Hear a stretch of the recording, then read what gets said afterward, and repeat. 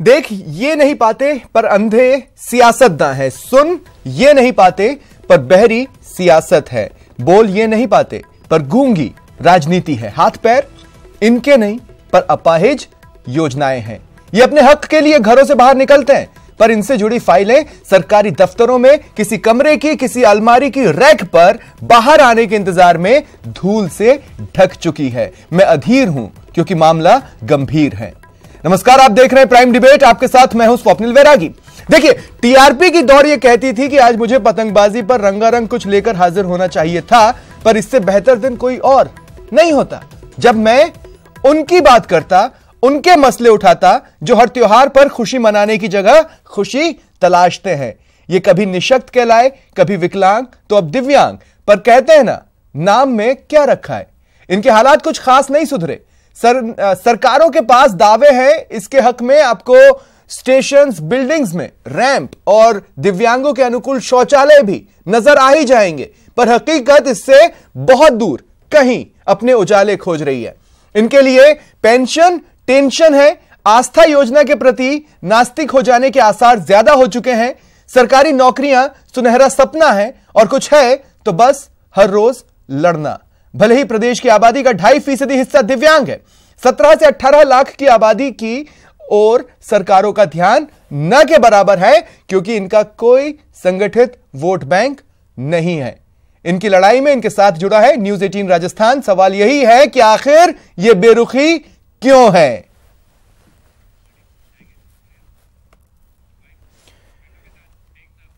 और आज के विषय पर चर्चा के लिए मेरे साथ जो गेस्ट पैनल मौजूद है उससे आपका इंट्रोडक्शन करवा देता हूं। लक्ष्मीकांत भारद्वाज जी बीजेपी के प्रवक्ता हैं, सईद तिरंगा जी सामाजिक कार्यकर्ता हैं, हेमंत गोयल जी सामाजिक कार्यकर्ता हैं। आप तीनों का स्वागत है। साथ ही मेरे सहयोगी भंवर पुष्पेंद्र जो लगातार दिव्यांगजनों से जुड़ी ऐसी खबरें आपको पिछले कुछ दिनों से रोज दिखा रहे हैं जो ये साबित करती हैं, सबूत है, करारा तमाचा है व्यवस्था पर। भंवर, मैं आपके पास आ रहा हूं। आज का दिन जिनके नाम है उन्हीं को बोलने देते हैं अगले 3 मिनट तक। जी बिल्कुल स्वप्निल, आप ठीक कह रहे हैं, आज का दिन उन्हीं के नाम है और मैं शुरुआत करता हूं ठीक यहां से। जो मेरे बगल से बैठे हुए हैं दिव्यांग बंधु हैं, इनसे हम बात करेंगे। क्या समस्या आपके सामने आती है? बहुत कम समय सर, जितनी भी गवर्नमेंट द्वारा योजनाएं बनाई गई है उससे हमारी आस्था उठ गई है। विशेषकर विकलांगों के लिए जो आस्था योजना बनाई गई है उससे तो पूर्णतः विश्वास उठ गया है। हम आस्था कार्ड के द्वारा कहा यह जाता है कि बीपीएल से भी ज्यादा सुविधाएं प्राप्त होगी, लेकिन जब हम धरातल पे जाते हैं तो उससे कोई योजना हमें बिल्कुल धरातल पे जाते हैं, योजना क्रियान्वित नहीं मिलती है। राशन कार्ड वाले को पता नहीं, स्वास्थ्य सेवाओं को पता नहीं। आपको क्या समस्या आती है? सर, हमारे नाम बदल लिए जाते हैं। पहले हमें विकलांग बोलते थे, फिर निःशक्त जन बोलने लगे और अब हमें दिव्यांग जन बोलते हैं। नाम बदलने से हमारी समस्याओं का समाधान थोड़ी हो जाएगा सर। नाम बदल जाते हैं, व्यवस्थाएं नहीं बदलती हैं। नाम बदल जाते हैं, व्यवस्था नहीं बदल पाती है और सरकारें आती जाती रहती है, लेकिन विशेष योग्य जनों का कहीं पर भी ये मान लो समाधान नहीं हो पाता है। समाधान नहीं होता है। किन समस्याओं से रूबरू होते हैं आप? सबसे बड़ी समस्या अगर यदि राजस्थान में देखी जाए तो दिव्यांगों को रोजगार की समस्या है, जो कि मूल है। अगर यदि रोजगार दिव्यांगों को मिले तो सारी सुविधाएं सरकार बंद कर दे तो इसमें कोई दुख वाली बात नहीं है। सरकार की दृढ़ इच्छा शक्ति हो तो गवर्नमेंट दे सकती है, अन्यथा वो चाहे तो प्राइवेट सेक्टर में भी 5% आरक्षण लागू करके वहां भी विकलांगों को रोजगार में सेटल किया जा सकता है, लेकिन ऐसा कहीं देखने को नहीं मिलता है। मैंने देखा है कई परिवारों में एक परिवार में 4 दिव्यांग हैं, बावजूद उसके योजनाएं उन तक पहुंचती नहीं है। ये सबसे बड़ी प्रचार प्रसार की कमी है। क्या सुविधाएं चल रही हैं, क्या देना चाहिए, ये हमारे को जो प्रचार प्रसार के माध्यम से बताना चाहिए कि विकलांग को क्या सुविधाएं। दरअसल सरकारी कर्मचारी भी इसके प्रति अपने जो है दृढ़ संकल्प नहीं है कि हमें उनके लिए सुविधाएं उपलब्ध कराएं। इच्छा शक्ति की कमी है, लेकिन जब वोटिंग होती है उस दौरान तो एक एक आदमी को चुन चुन के पता कर लिया जाता है कि कौन वोट देने लायक हो गया है। क्या सरकार की जिम्मेदारी नहीं बनती कि दिव्यांगों को इस तरह चिन्हित किया जाए? जिस तरह से ये वोट के लिए आते हैं उसी तरह से इनका भी चयन करें और जो भी सुविधाएं इनके लिए हो उपलब्ध वो देनी चाहिए। बजट की अगर हम बात करें तो तकरीबन 300 करोड़ का बजट होता है, लेकिन उसमें से 260 करोड़ पेंशन पे चला जाता है, फिर भी पूरी पेंशन नहीं मिल पाती। बाकी जो 40 करोड़ बचता है उसी में तमाम सरकारी योजनाएं चलती रहती हैं। सर, पेंशन के नाम पर तो राजस्थान में यह हाल है कि 2 महीने आ गई, 10 महीने आई नहीं। राजस्थान के कई गांवों से ऐसी शिकायतें निःशक्तजन आयुक्त साहब को भी हम ज्ञापन के माध्यम से अवगत कराते हैं। दूसरी सबसे बड़ी समस्या है सर, ये जो कंपटीशन एग्जाम के जो सेंटर आते हैं, व्यक्ति जयपुर का है, उसका सेंटर वो बीकानेर दे देते हैं। जो 100% विकलांग व्यक्ति है वो वहां कैसे अपना सेंटर पे देने जाएगा? तो ये भी सरकार को प्रमुखता से ध्यान में रखना चाहिए। ये रोजगार की बात हुई, लेकिन खान पान की हम बात करें, आम जिंदगी रोजमर्रा की हम बात करें, तो मैंने एक ऐसी स्टोरीज की हैं जहां पर योजनाएं तो पहुंची नहीं है, लेकिन वो यही कह रहे हैं कि हम मर जाएं तो बेहतर है। बिल्कुल सही बात है आपकी। जो भी दिव्यांग अगर कोई बीएससी नर्सिंग करना चाहता है तो उसके जो फीस में जो रियायत दी जाती है वो बिल्कुल नहीं दी जाती है। एससी एसटी के जो कैंडिडेट होते हैं उनको 21,000 पे कराया जाता है और दिव्यांग से पूरे 50,000 पे कराया जाता है। जी बिल्कुल। स्वप्निल, हमारे साथ एक व्यक्ति और हैं, उनसे मैं बात करना चाहूंगा, फिर मैं अपनी बात को विराम दूंगा। ये मूक बधिर हैं, बोल नहीं सकते, इशारों में हम बात समझाएंगे। जी, क्या क्या क्या क्या कहना चाह रहे हैं? आपकी क्या प्रॉब्लम क्या है? हमारी सबसे बड़ी प्रॉब्लम जो है वो है कि जो सरकार जो पेंशन देती है 750 रुपये, कई बार सरकार ने हमसे वादा किया कि आपकी पेंशन बढ़ा के 1000 रुपये कर दी जाएगी, 1500 रुपये कर दी जाएगी, सबके बढ़ा दिए जाते हैं, लेकिन हम लोगों डेफ मूक बधिर या सभी विकलांगों के कभी आज दिन तक ऐसा कभी नहीं हुआ। एक हमारी स्कूल स्तर को लेकर के बहुत बड़ी समस्याएं रहती है। सब नॉर्मल कैटेगरी में अच्छी स्कूलें होती है, लेकिन हमारी स्कूल में जो टीचर्स हैं, जो भाषा का ज्ञान रखते हैं, जो अच्छा सा काफी लंबे समय से हमारे टीचर से अच्छा सा पढ़ा पाते हैं, उन टीचरों को हटा के और सरकार नए टीचर वहां लगा देती है, जिससे हम लोगों को उनसे जूझना पड़ता है। आरटीओ के अंदर हमारा 2016 में सेंटर से एक्ट लागू हो गया था, नियम बन गए थे हमारे लाइसेंस बनने के लिए, लेकिन आज दिन तक किसी भी सरकार ने हमारे लिए लाइसेंस की सुविधा उपलब्ध नहीं करवाई। ठीक, यहाँ भी भवर में रोक रहा हूँ आपको, मैं आगे भी आपके पास आऊंगा। अब जो गेस्ट पैनल हमारे साथ स्टूडियो से जुड़ रहा है उनसे भी बातचीत का वक्त आ चुका है। सबसे पहले सईद तिरंगा जी, राम प्रकाश मुरारका की एक शायरी है, साहब इस सियासत को आप कहां समझोगे, ये विकलांग कर देती है फिर बैसाखियां दान करती है। मैं सहमत हूं इस शायरी से, ऐसे ही नहीं निकली होगी।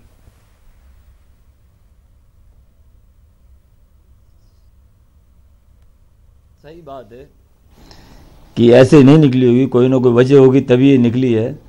और आप देख सकते हैं जिस तरह भी आपने दिखाया, एक परिवार में 4-4 दिव्यांग हैं।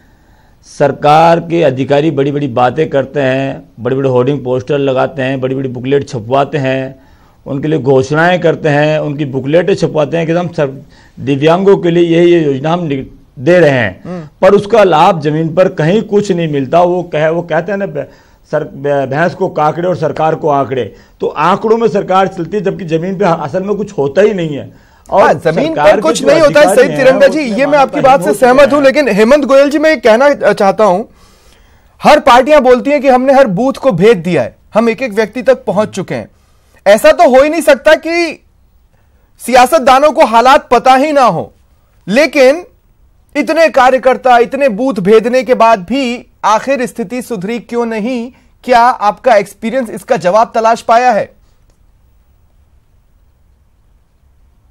स्वप्निल जी, दिव्यांगजनों को सरकारी योजनाओं का लाभ नहीं मिलता है, ये गंभीर चिंता का विषय है, चिंतन का विषय है और समाज को और सरकार को इस बारे में सोचना पड़ेगा। ये बहुत दुर्भाग्यपूर्ण स्थिति है। योजनाएं बहुत सारी हैं, लेकिन योजनाओं का लाभ उनको नहीं मिल पाता। इसकी कई वजह हैं जो मैंने अनुभव के आधार पर जानी है।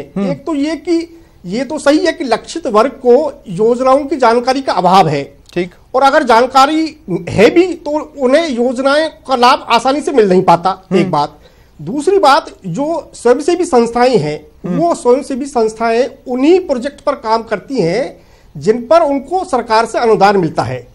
ऐसी एनजीओ ना के बराबर हैं जो दिव्यांगजनों को योजनाओं से लाभान्वित करवाने में जानकारी दें और सहायता प्रदान करें। और तीसरी बात, जो मोटी बात है, वो ये कि सरकारी मशीनरी में संवेदनशीलता का नितांत अभाव है। टरकाने की प्रवृत्ति पनप चुकी है। एक व्यक्ति को अगर कोई योजना की जानकारी लेनी है तो वो ऑफिस दर ऑफिस वो घूमता रहेगा, उसको ना तो योजना की जानकारी मिल पाएगी और ना उस योजना का फॉर्म मिल पाएगा। और चौथी बात, कई योजनाएं सरकार ने ऑनलाइन कर दी, लेकिन ई मित्र बंधुओं को भी योजनाओं का प्रशिक्षण नहीं है, इसलिए वो भी उन योजनाओं का लाभ पूरे तरीके से दिव्यांगजनों को, ये लक्षित वर्ग को मैं कहना चाहता हूं सरकारों की एपैथी कहां है। मान लीजिए अगर कोई हमारा भाई बोल नहीं पाता या हमारी बहन बोल नहीं पाती तो क्या वो एक ट्रांसलेटर लेकर घूमे? ये कुछ बहुत ग्राउंड से जुड़ी छोटी मोटी चीजें हैं जो समझना चाहिए। न जाने क्यों ये एपैथी सरकार की तरफ से नजर नहीं आती, किसी भी साल नहीं आती। लक्ष्मीकांत जी, अब मैं आपके पास आ रहा हूं। एक्सेसिबल इंडिया के बारे में जानते हैं आप? जी जी। एक्सेसिबल इंडिया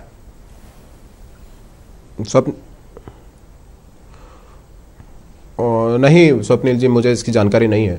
अच्छा, मैं एक बात आपको याद दिलाना चाहता हूं। 2015 में मैं इस पर आपत्ति दर्ज करवाना चाहूंगा। मैं इस पर आपत्ति दर्ज करवाना चाहूंगा। बोलिए। कि भाजपा के माननीय प्रवक्ता जी को प्रधानमंत्री जी नरेंद्र मोदी द्वारा शुरू की गई अभियान की जानकारी नहीं है। इतनी बड़ी फ्लैगशिप योजना है सर जी। लक्ष्मीकांत जी, 2015 में एक्सेसिबल इंडिया अभियान शुरू किया था प्रधानमंत्री मोदी ने। आप कह रहे हैं आपको उसकी जानकारी नहीं और आप प्रवक्ता है पार्टी के। मैं दे रहा हूं। देखिए मुझे आपकी आवाज क्लियर नहीं आ रही, पहली बात। दूसरी बात, बहुत सारी योजनाएं और बहुत सारे कागज में लेकर यहां पर आया था जिसमें हमारे दिव्यांग भाई बहनों के लिए हमारी सरकार ने क्या किया है वो बताने के लिए। लेकिन आपकी स्टोरी देखने के बाद और यहाँ दिव्यांग भाई बहनों ने जो बोला है उसके बाद मुझे लगता नहीं कि मुझे योजनाएं और ये सब बताने की जरूरत है। जरूरत भी नहीं है। इस बात को स्वीकार करने में कोई गुरेज नहीं है कि सरकारें चाहे हमारी रही हो चाहे कहीं और रही हो। मुझे चाहे सरकार हमारी रही हो चाहे किसी और दल की रही हो, वर्षों से हमारे देश में सरकारें बनती आई हैं। हमने हमारी सरकार के रूप में दिव्यांग भाई बहनों के लिए खूब काम किए जिसको मैं चाहूं तो यहाँ गिना सकता हूं। लेकिन अच्छा, अगर आप गिनाएंगे ना तो मेरे एक सवाल का जवाब जरूर दीजिएगा लक्ष्मीकांत जी। अगर आप योजनाएं गिनाएंगे ना तो मेरे एक सवाल का जवाब यह दीजिए कि मैं 2018 में क्या कारण था कि 1 महीने से ज्यादा हमारे दिव्यांगजनों को प्रदर्शन करना पड़ा और उनकी सुनी नहीं गई। वो तो 1.5-2 महीने बाद अरुण चतुर्वेदी जी जागे तो वो मिलने पहुंचे। अगर आप योजनाएं गिनाएंगे तो इस सवाल का जवाब तैयार रखिए। विधानसभा के बाद मई 2018। देखिए मैं वो बात बताऊंगा जो हमारी सरकार ने किए हैं। लेकिन देखिए आप हमसे क्रॉस क्वेश्चन करने के बजाय ज्यादा अच्छा होता कि आज सरकार के प्रवक्ता को बुलाते। सर बुलाया था दिव्यांग भाई बहनों। अब जब आप बोल रहे हैं तो मैं ये भी बता देता हूं, लक्ष्मी नारायण जी को हमने बुलाया था निशक्त जन प्रकोष्ठ से कांग्रेस के, लेकिन वो आज से जिम्मेदार है। पिछले 5 साल का जिम्मेदार कौन है? मुझे जवाब देने दीजिए। ये समस्या अब दीजिए ना, जवाब दीजिए ना। लेकिन जवाब भाजपा सरकार की मुख्यमंत्री कितनी संवेदनहीन थी। नहीं ठीक है हेमंत गोयल जी, हम जवाब निकालने की कोशिश कर रहे हैं। हाँ लक्ष्मीकांत जी, क्या बोल रहे हैं आप? कितना बजट था मैं आपको आपकी सरकार के दौरान? सरकार आने से पहले राजस्थान में हमारे दिव्यांग भाई बहनों को स्कॉलरशिप मिला करती थी एज के हिसाब से। 1 से 8 साल तक के बच्चे को 250 रुपए पर मंथ मिला करता था। उसके बाद 8 साल से लेकर 75 वर्ष तक के 500 रुपए मिला करते थे और उसके बाद 750 रुपए मिला करते थे। बहुत सिंपल सा गणित मैं आपको बताता हूं। सरकार आने के बाद लक्ष्मीकांत जी, एक सिंपल सा गणित मैं आपको बताता हूं।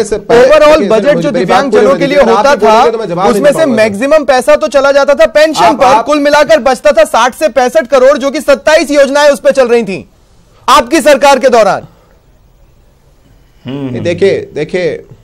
देखिए मेरी बात सुनिए सर, मैं आपको वो बातें बता रहा हूं जो हमारी सरकार ने की है। अगर आप सुनेंगे नहीं तो मैं बोल कैसे पाऊंगा। आप देखिए 250 रुपए 1 से 8 साल तक के बच्चे को मिला करते थे। उसके बाद क्राइटेरिया में लोगों को मिला करते थे 500 रुपए मिला करते थे 8 साल से 75 वर्ष के लोगों को, और उसके ऊपर के लोगों को 750 रुपया मिला करता था। हमारी सरकार ने उस क्राइटेरिया को खत्म करके 750 रुपया हर उस व्यक्ति को जिसके ऊपर ईश्वर की इस तरह की विपत्ति आई है कि जो दिव्यांग पैदा हुआ है, बाद में जाके दिव्यांग हुआ है, और उसकी वजह से उसको बाकी जो समाज के लोग हैं उसकी तरह वो नहीं रह सकता। मोटे तौर पर अगर बजट का गणित अगर मैं डिवाइड कर लूं तो पर पर्सन 350 रुपए से ज्यादा नहीं बैठ रहा। हमारी भारत सरकार, लेकिन हमारी भारत सरकार ये शिकायत पे आपकी दूर करते हैं। हमने कांग्रेस के प्रतिनिधि को बुलाया था, हो सकता है वो थोड़ी देर में हमारे साथ डिबेट में जुड़े। कई गंभीर सवालों के जवाब तो उन्हें भी देने। मैं एक बार फिर चाहता हूं हेमंत गोयल जी, आप कुछ कहना चाह रहे हैं, बोल लीजिए, उसके बाद मैं भवन के पास जाऊंगा। कोशिश करी थी। हाँ क्या बोल रहे हैं आप? स्वप्निल जी, बीजेपी सरकार ने तो पेंशन योजना को बंद करने की कोशिश करी थी, लेकिन सामाजिक कार्यकर्ताओं और विपक्ष के दबाव में आकर पेंशन योजना को दोबारा शुरू किया। नहीं, लेकिन सिर्फ जो बजट अलॉट होता है उसमें से मैक्सिमम पेंशन योजना पर ही जा रहा है। ठीक है, उसमें खामियां है। एक खामी तो मैं भी बता सकता हूं यहां पर, उसमें जितने भी राज्य है ना सर, सब में अलग अलग ही सिस्टम चल रहा है। बंद करने की कोशिश भी बीजेपी सरकार ने करी थी। सही तिरंगा जी, आप भी इस बात से सहमत होंगे नहीं देखिए स्वप्निल जी, प्रदेश में जो पेंशन मिल रहा है वो राजस्थान के पड़ोसी राज्यों से काफी कम है। सही तिरंगा जी, बहुत कम है। पड़ोसी राज्यों में 2500 रुपए पेंशन मिलती है, यहाँ 500 थी। 500 जब हमने 27 दिन आंदोलन किया, उसके पश्चात इन्होंने 750 करी। अब आप देखिए कि एक चाय 10 रुपए की आती है। हाँ? विकलांग सुबह चाय पिएगा, दोपहर में चाय पिएगा, शाम को चाय पिएगा। 30 रुपए की चाय हो गई 900 रुपए हो गए। 750 में क्या तो चाय पिएगा, क्या खाना खाएगा। ये स्थिति दिव्यांग की है। ठीक है, आप ठीक है, ठीक है। अब जिनका इंतजार था वो भी हमारे साथ जुड़ चुके हैं। लक्ष्मी नारायण जी, मैं आपको रोक रहा हूं। सही तिरंगा जी, हमारे जिनका इंतजार था लक्ष्मी नारायण, जो कि निशक्त जन प्रकोष्ठ से जुड़े हैं कांग्रेस के। लक्ष्मी नारायण जी, मैं स्वागत करता हूं आपका न्यूज 18 राजस्थान पर। और मैं बहुत सिंपल सी बात कहूंगा, मैंने आपका घोषणा पत्र देखा है, 6-7 वादे हैं आपके उनको लेकर, लेकिन उनको लेकर एक भी बयान मुझे कहीं नहीं मिला। मैंने YouTube भी खंगाला, मैंने गूगल पर सर्च भी मार लिया, एक भी बयान उसको लेकर नहीं मिला। आप उसे हाईलाइट करना ही नहीं चाहते थे, जैसे कि मानो हमें बताना ही नहीं। और दूसरी बात जो मैं कहना चाहता हूं, पिछले 5 साल जो आपने विपक्ष के तौर पर बिताए, उसमें से कितनी बार आप इनकी बातों को लेकर सड़कों पर उतरे सर?